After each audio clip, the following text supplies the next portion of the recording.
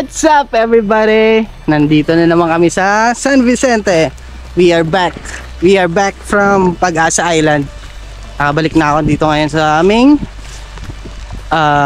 base. Dito talaga ako gumagawa ng spear fishing adventure sa mga hindi nakakaalam.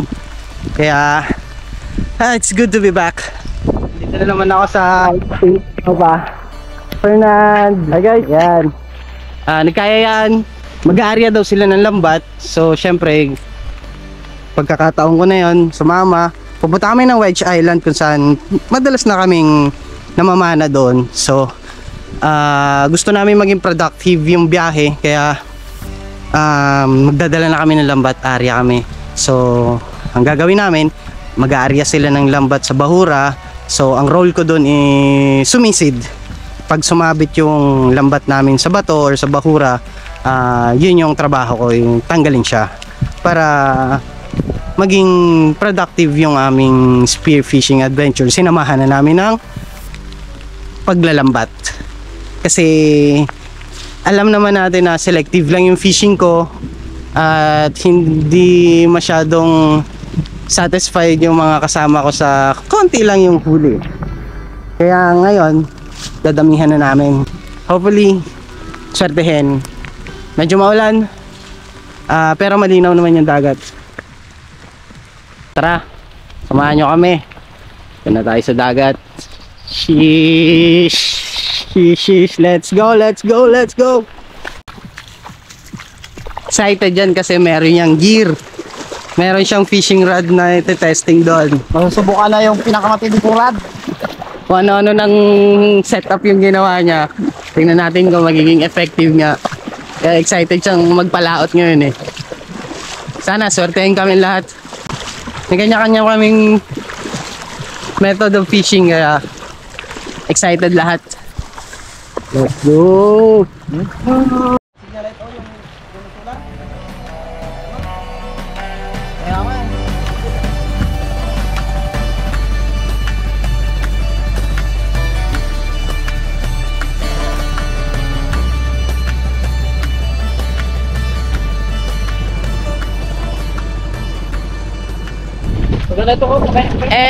Nandito na kami. Maliit na isla yan. So, mayroon akong previous video dito. Actually, madalas kami dito na mamana. Sa ngayon, medyo lumakas na naman yung hangin. Meron na namang subasco. Local thunderstorm. Pero sa kabila, maliwalas. Dating dito. Nag-aabol ako ng liwanag pa, medyo late na kami nakarating. Sana may makuha ako kahit pangulam lang. Tara, kaya nagmamadali na ako mag-dive kasi 5:30 na, palubog na talaga yung araw. Sana may liwanag pa. Kaya let's go. Let's go na. Rough seas.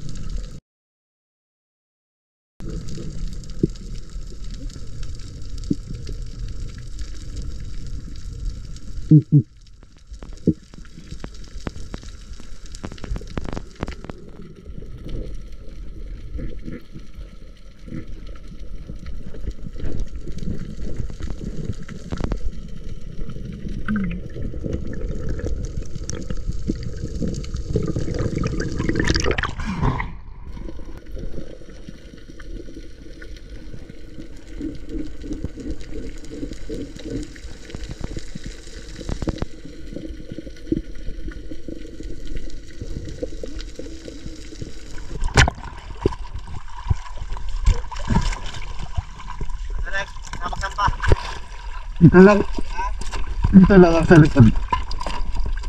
Oo, dito lang ako sa likod.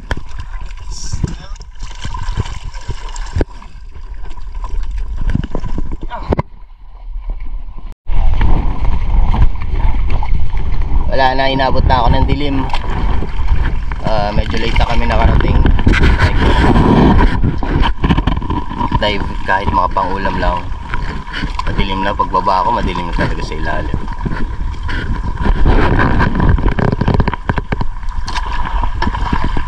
Sunset na. Bawi tayo mamaya. Night dive. Tagal ko hindi nakakapag night dive. Siguro mga 8 months or 1 year na. Hindi ko alam kung gumagana pa yung dive light ko eh, yung improvised na dive light. Tingnan natin mamaya. Bawi. Medyo na late. Bawi lang.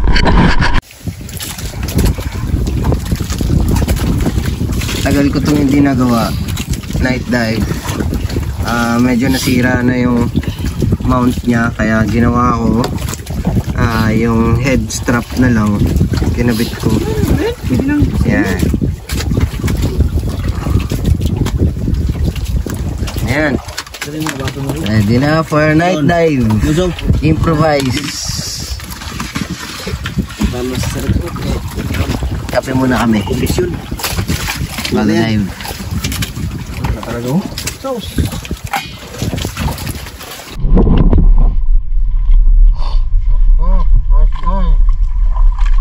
Let's go. Night dive. Yun, after how many months, bago na lang ulit ako nakapag night dive. Kaya maiksing kwento lang to. Kukuha lang tayo ng pang-ulam. First fish, sablay agad. Laki sana ng sweet lips na yun. Pero move on tayo. Nag-a-adjust pa kasi yung hunting style ko dito sa dilim. At sa hawak kong maiksing pana. Dito sa drop na to, may naispatan akong malaking pusit lumot. Kaya, easy target na lang to. Mapapansin nyo yung dive light ko, hindi ganun kalawak yung saklaw ng ilaw niya. Kasi design talaga siya pang spot, pang long range. Ang kaso, medyo may kalumaan na, kaya kahit anong bagong battery ang ilagay ko, mahina pa rin yung ilaw niya. Okay, next drop tayo. Ito, surahan. Pero hindi siya yung original. Pero surahan pa din. Masarap to sa inihaw. Kaya, kunin na natin siya.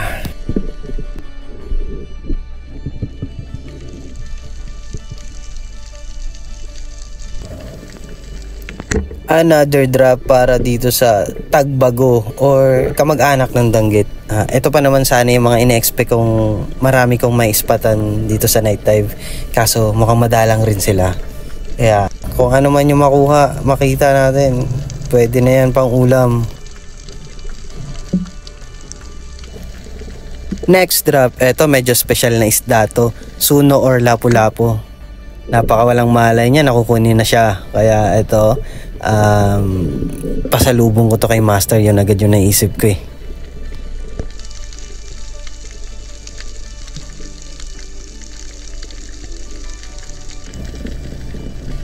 Another danggit dito sa dive na to.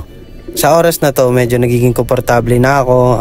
Nakakabalik na ulit yung diving reflex ko sa gabi. Kaya nagiging produktibo na yung pamamana natin. Habang nasa surface ako, may nakita ako isang singsingan na patago siya sa isang coral reef. Nung bumaba ako, medyo naligaw pa ako. Pero naspatan ko pa rin siya. Kaya eto, masarap to sa inihaw ulit.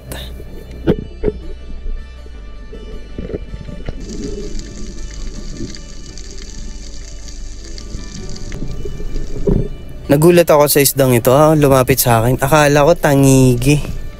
Yung pala isang kamag-anak rin siguro to ng mackerel. Hindi ko siya masyado, hindi ako familiar sa kanya, pero kinuha ko na rin kasi medyo may kalakihan na eh.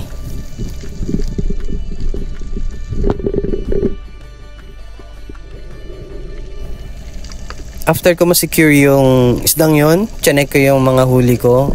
Mukhang okay naman na siya pang ulam para ngayong gabi. Kaya umahon na ako. Tara, balik na tayo sa bangka. Kakaahon ko lang. Nilatag na nila yung lambat. Panibago. Na ako sanay mag-dive ng gabi. Yung anxiety ko. Grabe. Parang may biglang susugod sa akin sa madilim. Parang biglang may kakagat doon sa paanan ko eh. Hindi nawala yung nervous ko kaya hindi ako masyadong nakafocus mag-dive. Kaya baka palalim. Tapos nanibago rin ako doon sa pana. Malayo pa, tinitira ko na hindi nga pala ganun kalakas yung pana na hawa ko. Pero meron pa rin kami pangulam. May huli pa rin naman.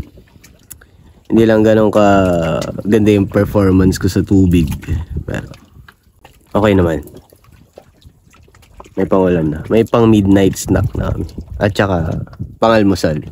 Mga 4 AM daw. Aari natin to ko, no? Alas 4 na madaling araw. Tapos hanggang sa magliwanag. Pagdating ng liwanag, hihilain or babatakin na namin siya. Tapos pag sumabit, yun yung trabaho ko. Kaya kailangan ko ng energy. Hindi mo na ako nag-dive ng mahaba ngayong gabi. Saktong pangulam lang. Ngayon, kape at kain. Then tulog, pahinga. Sarap. Kita tayo mamayang umaga. Lambat naman. Let's go.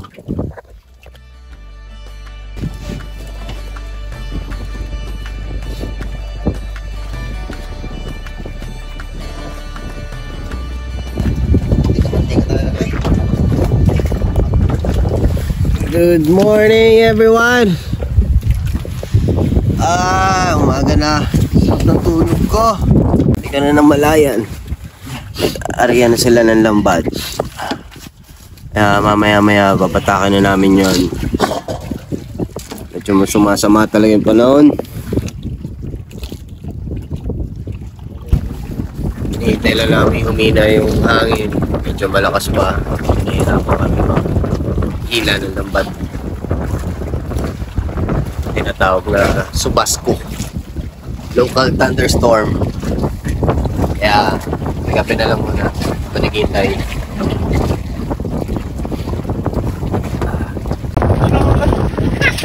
Fish on!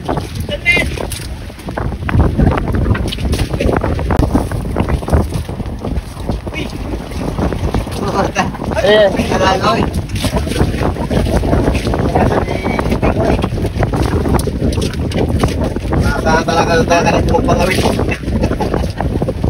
Bintalawa sa ano talaga yun? No. Talaga po pangawin. Hindi kami napapagot kasi may libangan kami dito habang naghihintay na humina yung hangin. Fish on lang sa pangangawit.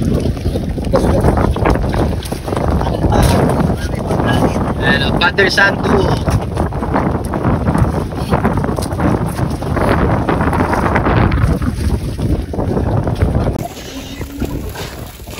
Ito yung huli namin. Yung huli ko kagabi. Mga almusal namin. Ano naman siya? Baksan po na ron. Kain mo na. Pa guys, oh. Maya hatak na ng lambat. Ay mo na para may lakas. Aba. Ito maingit na ako kayo. May pala na.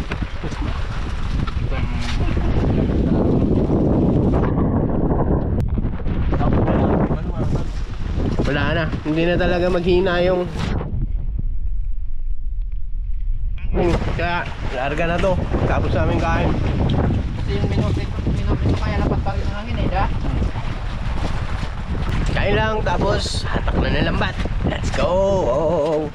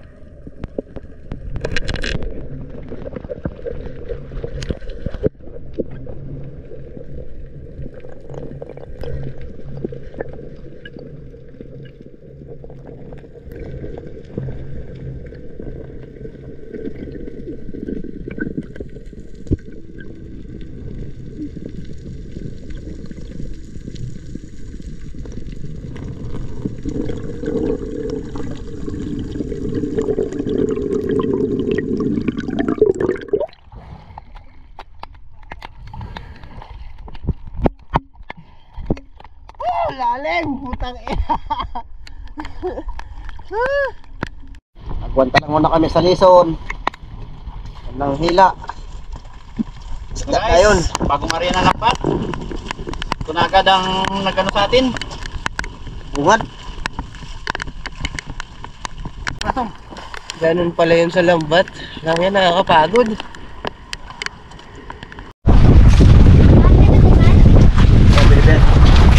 Grabing laki. Ano yan? Anong isda yan? Samaral. Samaral.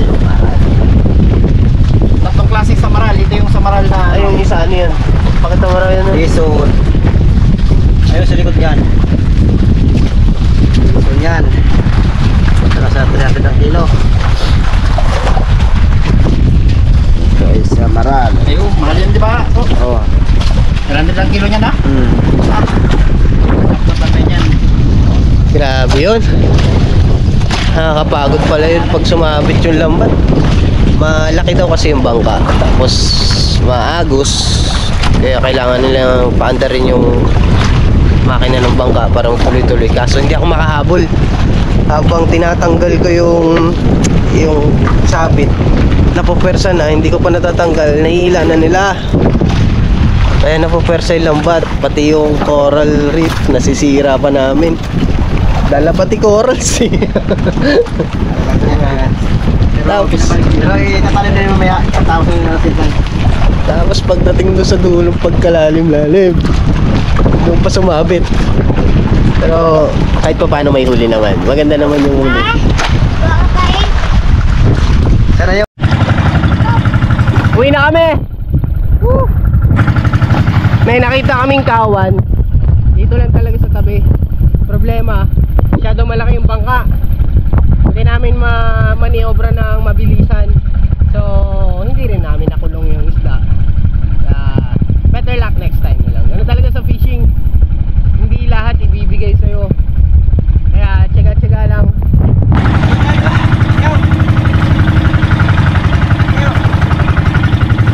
Uwi na kami. Meron naman na kaming madadalang pang-ulam. May uwi na kaming huli. Kaya, thank you Lord.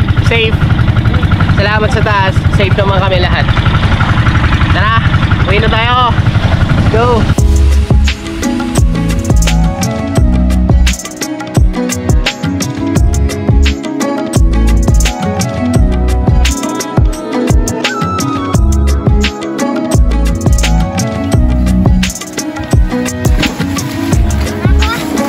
Thank you Lord. Nakauwi na rin. We are back. Napuno naman yung icebox. Kaso low class lang na isda. More. Puro more. Sige, bitaw. Sige. Yun. Alas 12 ng tanghali kami nakauwi. Alas 4 kami ng hapon kahapon umalis. Solid yung adventure. Ang dami ko na namang natutunan. Kasi yung pag-spear fishing namin, sinamahan na namin ng pag-aarya ng lambat. So nasaksihan ko yung nangyayari dun sa lambat sa ilalim. Ganun pala yun. Tapos nakakapagod pag sumasabit. Pero at least lahat ng biyahe namin ngayon, may kikitain na kahit paano makakabawi kami sa mga gastos. Kasi yung pag-spear fishing ko hindi ganun ka-productive eh. Yun. So ayan yung huli namin.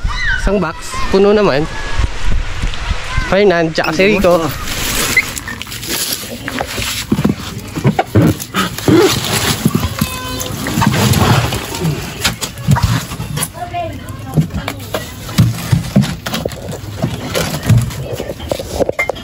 Sari-sari talaga makukuha mo pag lambat. Walang pili. Hindi mo siya mapipili kasi kung ano yung sasabit doon sa lambat, yun yung mahuhuli mo. Pero good thing, yung lambat namin may specific na size para doon sa sa laki ng isda. So hindi kami huhuli ng mga maliliit kasi yung size ng aming lambat malalaki. Kaya halos pare-parehas lang yung laki ng isda na nahuli namin. Yung mga good size na pwedeng hulihin. Hindi mo galit. Ano din po? Babas? Ano ka? Calamares. Pinrito. Prito, calamares. Para kay master.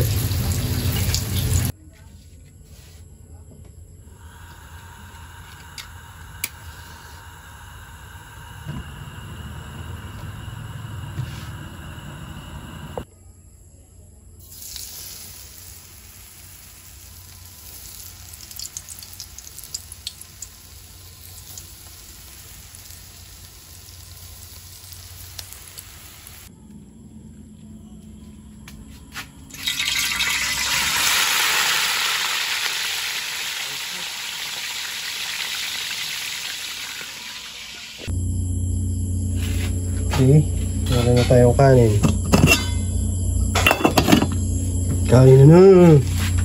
Salamat nga pala sa mga nag-subscribe, natuwa dun sa huli kong video, Pag-asa Island Adventure. Sana tuloy-tuloy tayong magkakasama sa mga susunod naming mga video. Kaya kita na lang tayo ulit. Hihi! Hanggang sa muli!